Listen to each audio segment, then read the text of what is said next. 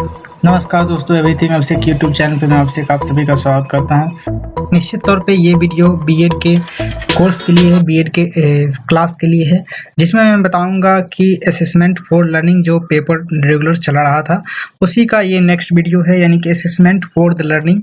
ये पेपर है, पेपर 8 यानी कि सेकेंड ईयर में पेपर 8 रहता है आपके सेमेस्टर में जो भी में हो। तो ये मैं बता रहा हूँ, ये एनसीटी सिलेबस के अनुसार मैं बता रहा हूँ कि पेपर 8 होता है ये असेसमेंट फॉर लर्निंग। तो ये बेहद ही महत्वपूर्ण क्वेश्चन निकल के आता है एक कि परीक्षा और मूल्यांकन में क्या अंतर है, difference between examination and evaluation. तो इस अंतर को समझेंगे, साथ ही साथ इसमें हम समझेंगे एक और क्वेश्चन को हम जानने की प्रयास करेंगे कि इसमें जो से निकल के आता है, जो दूसरा प्रश्न है वो निकल के आता है मापन और मूल्यांकन में अंतर, यानी कि difference between measurement and evaluation. तो बेहद ही महत्वपूर्ण क्वेश्चन है, आप देख सकते हैं, इस बात को समझ सकते हैं। तो शुरू करते हैं। इसमें पिछले वीडियो में हमने देखा था, इवैल्यूएशन के टाइप्स के बारे में समझा था, और साथ ही साथ इसमें हम समझेंगे मूल्यांकन और परीक्षा में अंतर क्या होता है। तो इसमें देखें तो अंतर बिंदु के अनुसार देखें तो इसमें क्षेत्र के अनुसार देखते हैं कि परीक्षा और मूल्यांकन क्या होता है। तो क्षेत्र के अनुसार देखते हैं तो परीक्षा में कहा जाता है कि परीक्षा का क्षेत्र संकुचित होता है, परीक्षा का जो क्षेत्र होता है संकुचित होता है, छोटा होता है। और मूल्यांकन का जो क्षेत्र होता है वो व्यापक या विस्तृत रूप से होता है, ये बड़ा होता है मूल्यांकन का क्षेत्र के रूप में हम जाने इसका अंतर। अब देखते हैं स्वरूप के रूप में, हम देखते हैं इस दोनों में अंतर क्या निकल के आता है। तो स्वरूप के रूप में हम जब देखते हैं कि अंतर निकल के आता है यहाँ पे, तो इसको हम समझेंगे कि स्वरूप के रूप में क्या अंतर निकल के आता है। यह जो है एग्जामिनेशन जो है कि यह सूचनात्मक यानी कि इन्फॉर्मेटिव होती है। यह जो क्या होता है, इन्फॉर्मेटिव होती है। यह जो परीक्षा क्या होता है तो इन्फॉर्मेटिव होता है। और ये कह रहा है कि यह जो है निर्माणात्मक यानी कि फॉर्मेटिव होता है। यह जो फॉर्मेटिव होता है। अब देखते हैं नेक्स्ट है परिभाषा के रूप में। परिभाषा जब देखते हैं दोनों का तो उससे क्या अंतर निकल के आता है कि अब देखेंगे तो परीक्षा वह प्रक्रिया है जिससे में जो है कि छात्रों को कुछ कार्य दिया जाता है जिससे वे स्वयं पूरा करते हैं। तो ये क्या कहलाता है, परीक्षा कहलाता है। जब परीक्षा में कुछ क्वेश्चन दिए जाते हैं छात्रों को, उसको स्वयं जो है कि पूरा करता है, ये प्रक्रिया है जिसके माध्यम से परीक्षा लिया जाता है। अब देख सकते हैं आपको मूल्यांकन में कहने के मिलेगा कि मूल्यांकन क्रमबद्ध प्रक्रिया, मूल्यांकन जो है सीक्वेंस में चलने वाली प्रोसेस है। जो प्रोसेस है मूल्यांकन, जो इवैल्यूएशन है, जो इवैल्यूएशन को कहते हैं मूल्यांकन, तो मूल्यांकन जो है सो सीक्वेंस में चलने वाली प्रोसेस है जो शैक्षिक, देख सकते हैं, जो शैक्षिक उद्देश्यों की प्राप्ति की सीमा बतलाता है। शैक्षिक उद्देश्यों की प्राप्ति की जो सीमा है उसको बतलाता है। यहाँ देख सकते हैं अब फोर्थ पॉइंट में से निकल के आता है कि प्रकार। अब प्रकार के रूप में हम देखते हैं तो परीक्षाएं मुख्यतः जो है लिखित मौखिक, परीक्षाएं जो मुख्यतः जो किस तरीके से लिया जाता है तो लिखित, मौखिक तथा प्रायोगिक रूप होती है। जो परीक्षा होती है, कोई भी परीक्षा लिया जाता है, या तो वो लिखित होता है या फिर मौखिक होता है या तो फिर प्रायोगिक होता है, तो ये परीक्षा कहलाता है। अब जो है मूल्यांकन के बारे में देखते हैं परीक्षा प्रकार के रूप में। तो मूल्यांकन के विभिन्न विधियां एवं प्रविधियां होती है जो बालक के संबंध में सूचनाएं को एकत्र करता है, जो बालक के संबंध में सूचनाएं को एकत्र करता है। मूल्यांकन का विभिन्न प्रविधियां हैं जिसके माध्यम से मूल्यांकन कर सकते हैं किसी भी बालक का, तो ये कहता है। पांचवा पॉइंट निकल के आता है अवधि के अनुसार। अवधि के अनुसार हम देखते हैं कि परीक्षा वर्ष के में जो निश्चित समय पर आयोजित होता है, परीक्षा जो है वर्ष के निश्चित समय पर आयोजित होता है, जैसे कि त्रैमासिक हुआ, द्विवार्षिक यानी कि सेकेंड टर्मिनल, फर्स्ट टर्मिनल, और वार्षिक, अर्धवार्षिक, इस तरीके से होता है। तो ये एग्जामिनेशन का रूप होता है। और जब मूल्यांकन की अवधि के बारे में जब हम बात करते हैं तो ये सतत प्रक्रिया होता है, ये लगातार चलते रहता है प्रक्रिया, यानी कि बारंबार होते रहती है प्रक्रिया, ये जो निरंतर चलती रहती है। देख सकते हैं यहाँ कह रहा है कि ये निरंतर चलती रहती है।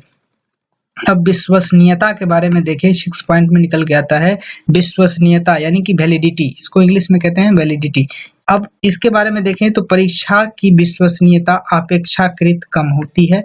जो परीक्षा की जो विश्वसनीयता है अपेक्षाकृत मूल्यांकन के अपेक्षाकृत कम होती है। और मूल्यांकन की जो विश्वसनीयता है बहुत ही अधिक होती है, यानी कि परीक्षा के दृष्टिकोण से मूल्यांकन की विश्वसनीयता वैलिडिटी अधिक होती है। अब देखेंगे नेक्स्ट पॉइंट है, 7वां पॉइंट है आंकड़ा यानी कि डाटा। तब परीक्षा के बारे में देखते हैं कि परीक्षा के प्राप्त परिणामों का निरूपण केवल परिणामात्मक यानी कि क्वांटिटेटिव होता है। परीक्षा का जो परिणाम का निरूपण होता है केवल यानी कि क्वांटिटी के रूप में होता है।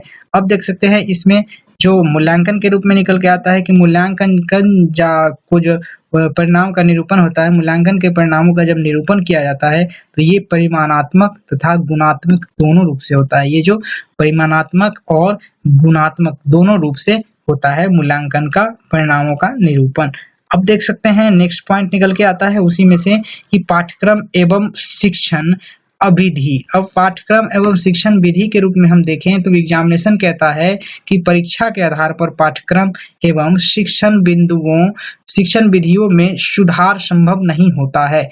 ये कह रहा है कि परीक्षा का आधार वह पाठ्यक्रम एवं शिक्षण विधियों में सुधार संभव नहीं होता है। परीक्षा लेने से ये मतलब नहीं निकल के आता है कि आप पाठ्यक्रम में सुधार करें या शिक्षण में सुधार करें, शिक्षण विधि में सुधार करें, ये संभव नहीं होता है। लेकिन मूल्यांकन से ये बात सामने में आती है जिसके अनुसार आप मूल्यांकन कर रहे होते हैं, उसके अनुसार आप पाठ्यक्रम में और उस शिक्षक के शिक्षण विधि में सुधार या संशोधन किए जा सकते हैं।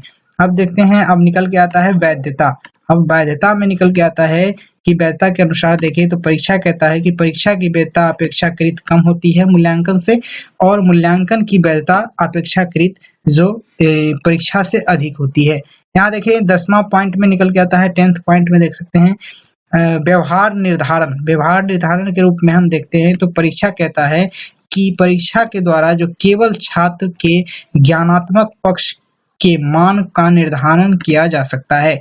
परीक्षा के द्वारा केवल छात्र के ज्ञानात्मक पक्ष का मान निर्धारण किया जा सकता है, लेकिन मूल्यांकन में ऐसा नहीं होता है। मूल्यांकन के माध्यम से छात्र की संपूर्ण व्यक्तित्व यानी कि उनमें संज्ञानात्मक और भावात्मक और मनोज्ञात्मक यानी कि मनोगत्यात्मक तीनों का निर्धारण किया जा सकता है। मूल्यांकन के माध्यम से आप जो तीनों जो कि ज्ञानात्मक, भावनात्मक और मनोज्ञात्मक तीनों तत्वों का जो निर्धारण किया जाता है। यहाँ देख सकते हैं नेक्स्ट है 11 नंबर में कि उपयोगिता यानी कि यूजफुल यानी कि उपयोगिता के अनुसार परीक्षा का उपयोग वर्गीकरण यानी कि क्लासिफिकेशन, परीक्षा का क्लासिफिकेशन तथा क्रमोन्नति प्रमोशन के द्वारा किया जाता है। ये परीक्षा का जो क्लासिफिकेशन है प्रमोशन के द्वारा किया जाता है। किसके द्वारा? तो प्रमोशन के द्वारा किया जाता है। और मूल्यांकन में देखें तो मूल्यांकन का उपयोग वर्गीकरण के अलावा मार्गदर्शन एवं परामर्श तथा भविष्यवाणी कथन हेतु भी किया जा सकता है। ये जो क्लासिफिकेशन के लिए किया जा सकता है, प्रमोशन के लिए क्लासिफिकेशन किया जाता है, उसको आगे पदोन्नति के लिए परीक्षा की आवश्यकता होती है, और जो मूल्यांकन की आवश्यकता होती है, मूल्यांकन का जो वर्गीकरण भी किया जा सकता है मूल्यांकन के द्वारा भी, और साथ ही साथ इसे मार्गदर्शन एवं परामर्श तथा भविष्यवाणी के कथन में भी उपयोग में लाया जा सकता है। अब देखते हैं कि मापन तथा मूल्यांकन का अंतर। अब देखते हैं इसमें मापन तथा मूल्यांकन के अंतर में क्या होता है कि difference between measurement and evaluation. इसमें कहता है कि मापन क्या है, तो मापन देख सकते हैं मापन एक प्राचीन धारणा है। मापन क्या है? तो एक प्राचीन धारणा है। और मूल्यांकन के बारे में देखें तो मूल्यांकन एक नवीन धारणा है।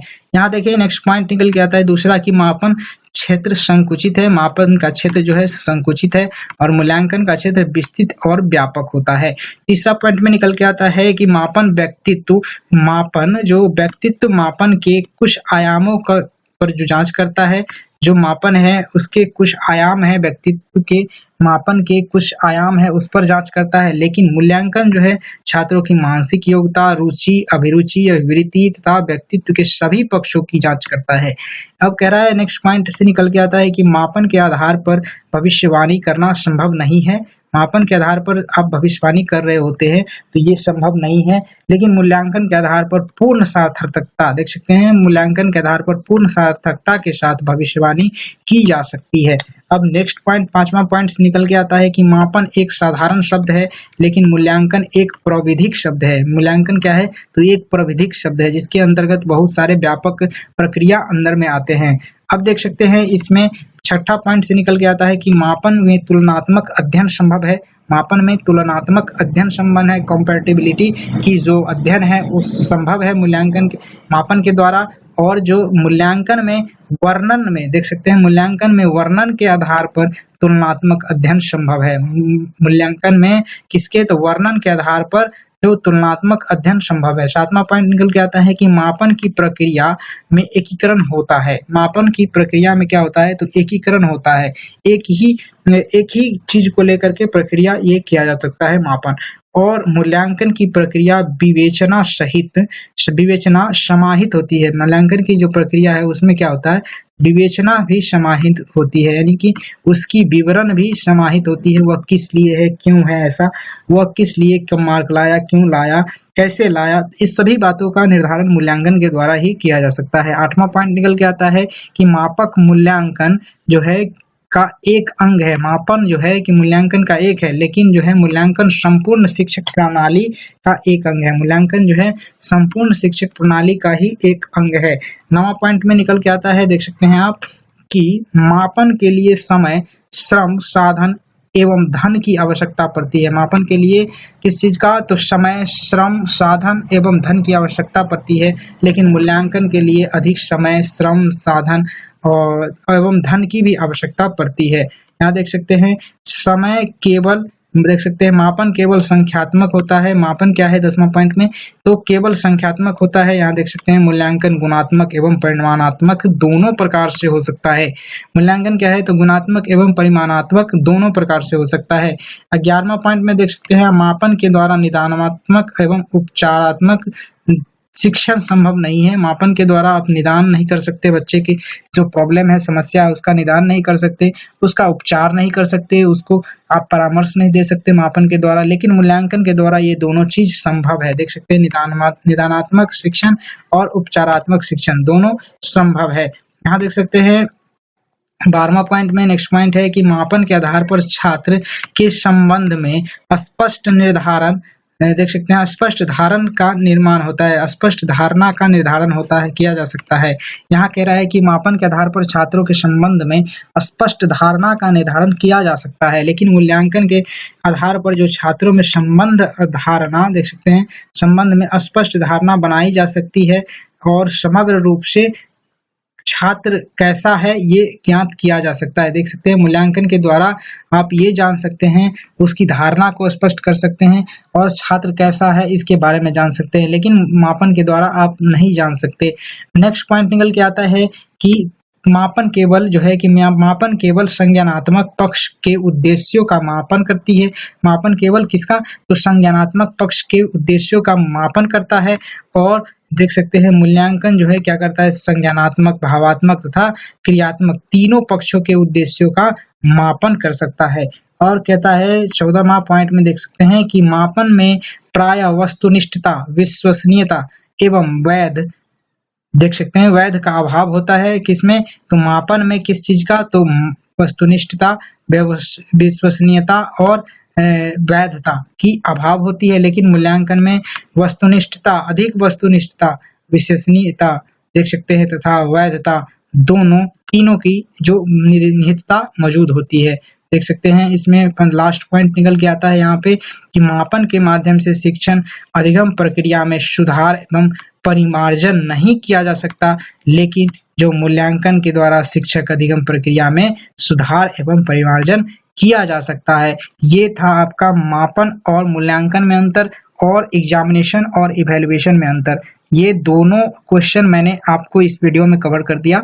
इस वीडियो में बस इतना ही। नेक्स्ट वीडियो आएगा जो कि रिलेटेड होगा, यहाँ देख सकते हैं जो कि रिलेटेड होगा difference between assessment, evaluation, measurement and examination. इस चारों चीजों को लेकर के हम देखेंगे क्या निकल के आता है। Assessment, evaluation, measurement and examination, इस चारों चीज़ों को जब हम देखेंगे तो वीडियो दमदार होगा। निश्चित तौर पे लाइक्स कर दीजिए वीडियो को, शेयर कर लीजिए दोस्तों के साथ, साथ ही साथ सब्सक्राइब कर लीजिए बेल आइकन को प्रेस करते हुए, ताकि आपको नए वीडियो का नोटिफिकेशन मिल सके। Thank you for watching this video.